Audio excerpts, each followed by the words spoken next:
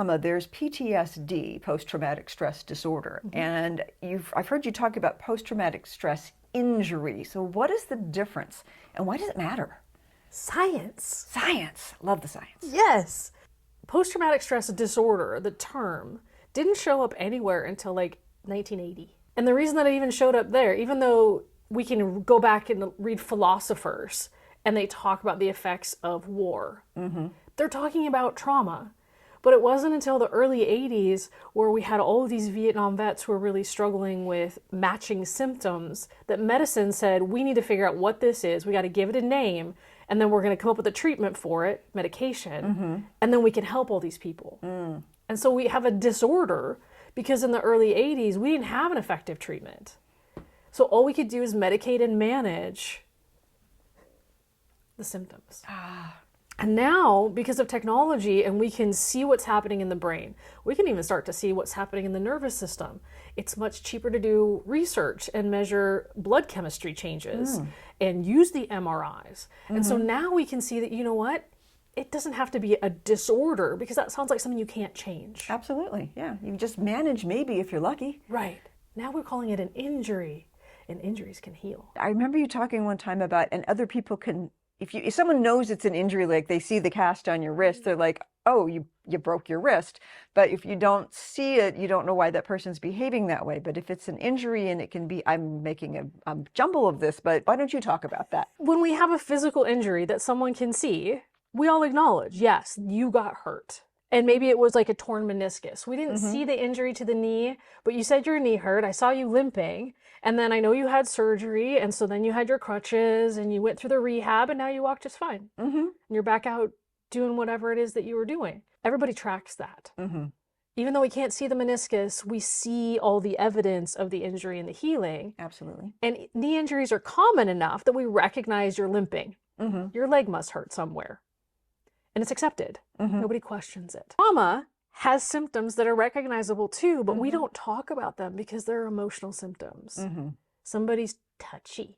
Somebody has an attitude. Yeah. They're just the angry person. But when we recognize that we have an injury, hey, did you go to the doctor? Because you look like you're doing better. Right, right. Yeah, I have a great physical therapist. We've been working on it. My knee's feeling a lot better. Getting back out there doing the things. Our culture does not invite that conversation around emotions. No, it doesn't. You know, it's like trauma. Yeah. You know, or in your case, go talk to the group. Yes, right.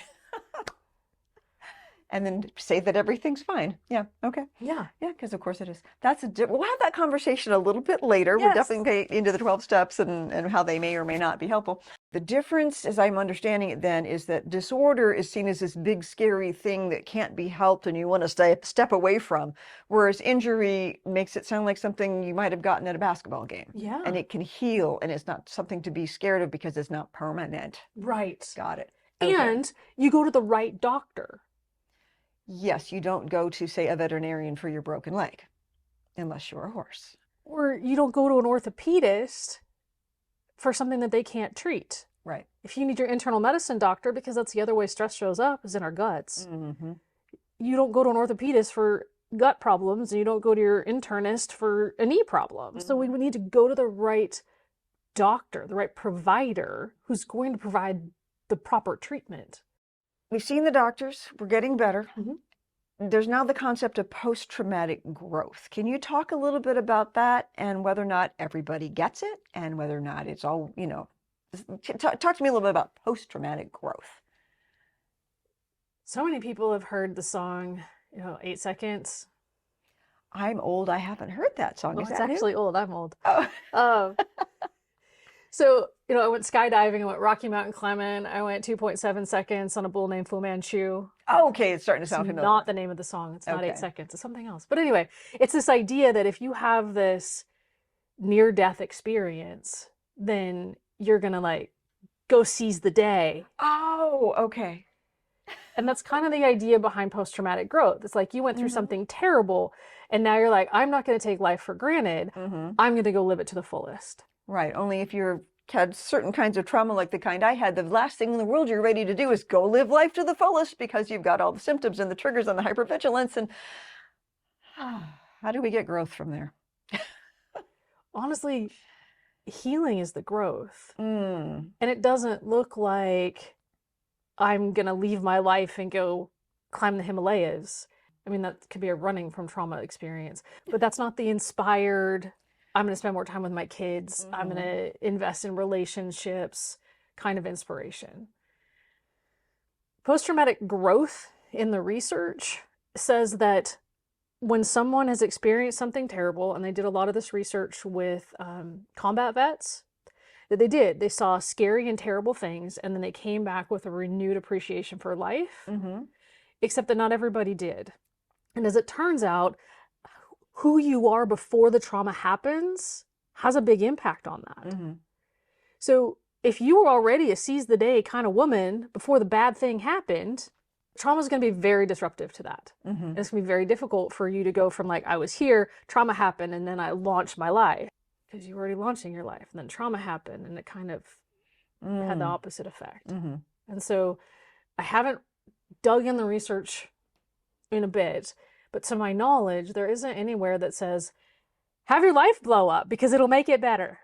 You know, I'm glad to hear you say that, because sometimes when people talk about post-traumatic growth, they're like, oh, you must be so happy that happened to you because you're so strong now. They haven't put it quite that plainly, but people have definitely said it in the sense of, oh, you should be grateful that happened because look at how strong you are now. I'm like, you know, I would have been a lot happier. I think I would have been okay with just being all right and maybe not quite this strong. I'll take it. But that's because I and my wonderful therapist I work with over the years have gotten me through it. And now I've got the strength, but, you know, heaven help anybody that tells me it's a great thing that it happened. Who's to say you wouldn't be this strong without the bad thing? Yeah. I think that's a false assumption that you would somehow not be you without that. It's like, how do we know that? We don't know that. Because you still would have taken on challenges. You wouldn't have been stopped from pursuing knowledge. Right. So you would have been asking questions and consuming knowledge and climbing who knows what mountains. Right. So maybe you go to like med school and that's what the hard thing that makes you strong. Like, I don't know. Could have been anything. It didn't have to be trauma. Yeah.